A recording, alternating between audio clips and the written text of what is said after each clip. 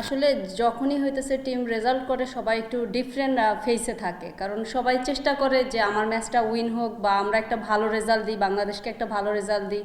তারপরে দেখা যাইতেছে যে যখন ম্যাচ উইন করে সবাই একটু ডিফারেন্ট ওয়েতে নিজেদেরকে একটু তুলে ধরার চেষ্টা করে। নয় দিগন্তর কি আছে? নয় দিগন্ত সাজ্জাদ, একটু কষ্ট করতে হবে, একটু সরে যাবো। It's only for T sports. মেহেদি,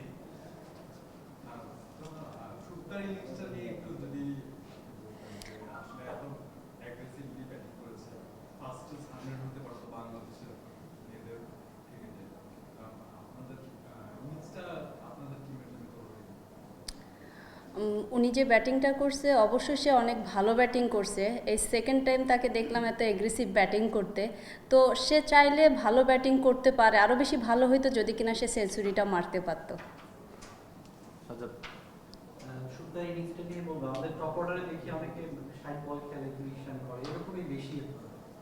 শুক্তা সেই জায়গা থেকে একদমই আলাদা। মনে হলো কি অন্যরা কি তাহলে দুর্বল কিনা, বা আমাদের টপ অর্ডারে কি আরেকটু অ্যাগ্রেসিভ খেলার সুযোগ তৈরি হলো কিনা শুক্তার মাধ্যমে, কি মনে করছেন? না, আসলে ওয়ান ডে তো আপনার বল দেখে দেখে খেলতে হবে। উনি যখন নামছে ওই পরিস্থিতিটা ছিল একরকম, আর যখন একটা ওপেনার ব্যাটিং করে ওই টাইমটা পরিস্থিতি নতুন বলে ছিল একরকম। উনি যেটা খুব সহজে খেলতে পারছে, হয়তো বা আমাদের ওপেনারটা ওইটা মানে সাফল্য করে খেলতে পারেনি, কিন্তু উনি যে স্টার্টটা দিছে আলহামদুলিল্লাহ অনেক ভালো দিছে। একটু যোগ করবো, আগেও তো 2টা সেঞ্চুরি করেছে আমাদের ফারজানা পিঙ্কি, এটা অলমোস্ট সেঞ্চুরি বলা যায়, একদম কাছে।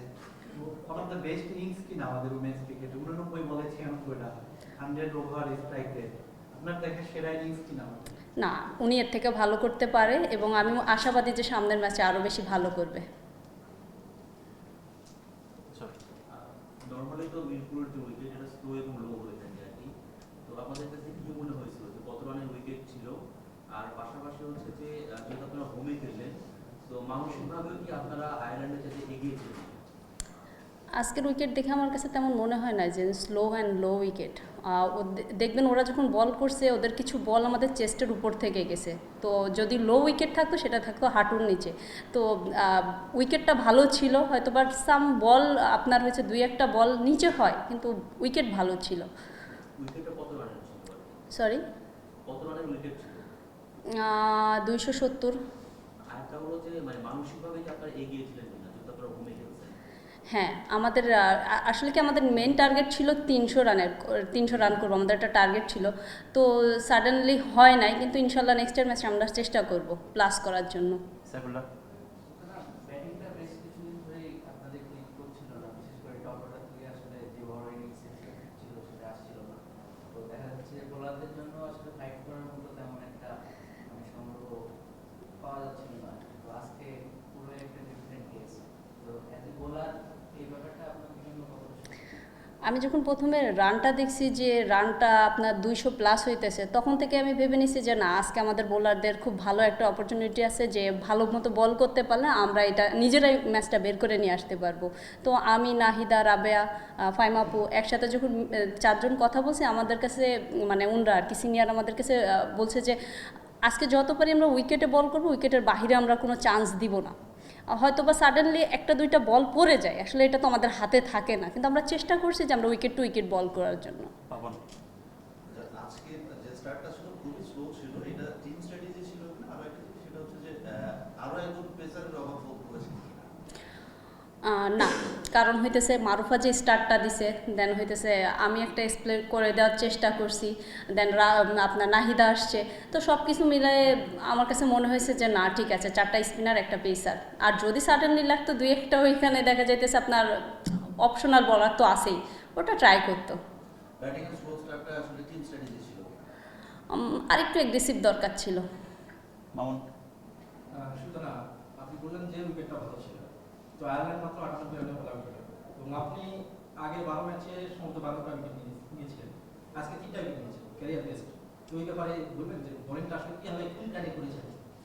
দেন প্ল্যানটার মূলত থাকে হইতেছে হেড কোচের, জাস্ট আমাদেরকে বলে দেওয়া হয় আমাদের কি করা উচিত ওই টাইমে, যে একটা আপনার মিডিল অর্ডারে কি করব বা হইতেছে আপনার শুরুর দিকে কি করব, এটা ওনাদের প্ল্যানিং অনুযায়ী যদি করতে পারি, দেখা যেতেছে যে দুই একটা বল তো এদিক ওদিক হয়ে যায়, কিন্তু আমাদের প্ল্যানিং ছিল আমরা উইকেট ছাড়বো না। তো উইকেটে যে আমরা বল করতে পারছি শেষে গেইনার হয়েছি। সুলতান, আপনি, নাহিদা, রাবেয়া সবাই ধারাবাহিক পারফর্মার, আসলে ভালো করছেন আপনাদের স্পিনে। এর আগে ছিল সালমা খাতুন, তার বিকল্প হয়ে উঠেছেন এবং দুর্দান্ত বোলিং করছেন। আসলে সেই বিকল্পটা আমরা পেয়েছি মনে হয় আপনার মাধ্যমে। এটা কতটা কঠিন ছিল, মানে এসে আপনি সহজভাবে ইন্ডিয়ার সাথে সিরিজ খেলেন, উইকেট নিলেন, এটা কি ন্যাচারালি আপনি করেন কিনা সবসময়? মানে স্কিলটাকে আপনি ন্যাচারালি করেন না ন্যাশনাল টিমে এসে নিজেকে আরো তৈরি করা? না, আমি আগের থেকেই বোলিং করতেছি, কিন্তু ন্যাশনাল টিমে আমার কাজ কি? আমার বোলিং করা। তো আমি যদি ঠিক মতো আমার টিমকে কিছু না দিতে পারি, টিম আমাকে কেন রাখবে? তো আমি চেষ্টা করি স্টার্টিংটা ভালো করে দেওয়ার জন্য। হয়তো বা স্টার্টিংটা না করতে পারলেও মিডিল অর্ডারে এসে ভালো করার ট্রাই করি। হয়তো বা ক্যাপ্টেন আমার পরে ভরসা করে, সেই ক্ষেত্রে আমাকে আগেই বলটা ধরাই দেয়, না তুমি করো আজকে বলটা। আপনি ওকে আপন last question. Okay last question. Second ম্যাচটা জিতলে হচ্ছে সিরিজ উইন, আসলে ওই ম্যাচটা কি উইন নাকি এক্সপেরিমেন্ট? অবশ্যই উইন, যেহেতু ফার্স্ট ম্যাচ উইন করছি, আমাদের টার্গেট আছে ব্যাক টু ব্যাক ম্যাচ জিতা। আমরা চেষ্টা করব হয়তো বা কাল পরশু দিনকের ম্যাচটাও সেমভাবেই খেলার, হয়তো বা আরও বেটার করার পরিকল্পনা করতেছি আমরা নিজেরা। আবার ওইটা যখন শেষ হবে, এর পরের ম্যাচটা নিয়ে আরও চিন্তা করব। এটা আপনাদের ওয়ান ডে টেস্ট সবচেয়ে বড় জয়গুলোর মধ্যে সবচেয়ে অন্যতম, সবচেয়ে বড় জয়। এবং আপনাদের মানে আমরা রিসেন্ট যদি বলি, আপনাদের দেখা যাবে যে ব্যাটসম্যানরা খুব রান করতে পারে না, তাদের বলারদের উপর অনেক প্রেশার পড়ে যায়।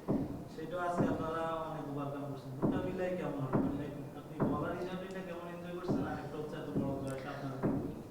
দেখেন, চেষ্টা তো সবাই করে ব্যাটিংয়ের জন্য। এখন ওনারা তো চেষ্টা করে, হয়তো বা দেখা যাইতেছে সাডেনলি একটা উইকেট পড়ে যায় বা উইকেটটা ধরতে যায়, বা ব্যাটসম্যানরা অনেক দায়িত্ব, অবশ্যই আমার ব্যাটসম্যানরা দায়িত্ববান, যদি তারা দায়িত্ববান না হতো তাহলে আমরা যে স্বাচ্ছন্দ্যভাবে বল করতে পারতাম না। তো ওরা একটা স্টার্টিং দেয়, যেমন আজকে একটা স্টার্টিং দিছে, আমরা অনেক ফ্রিলি বল করছি, আমার কাছে কোনো ধরনের প্রেশার মনেই হয় নাই। তো ওনারা যখন স্টার্টিংটা ভালো দিতে পারে, আমরা তখন স্বাচ্ছন্দ্য বোধ করে বল করতে পারি। এত বড় জয়টা জি আলহামদুলিল্লাহ, এটা সারা বাংলাদেশ দেখতেছে আজকের জয়। আমরা চেষ্টা করবো এই ধারাবাহিক ধরে রাখার জন্য। Thank you. থ্যাংক ইউ ভাইয়া।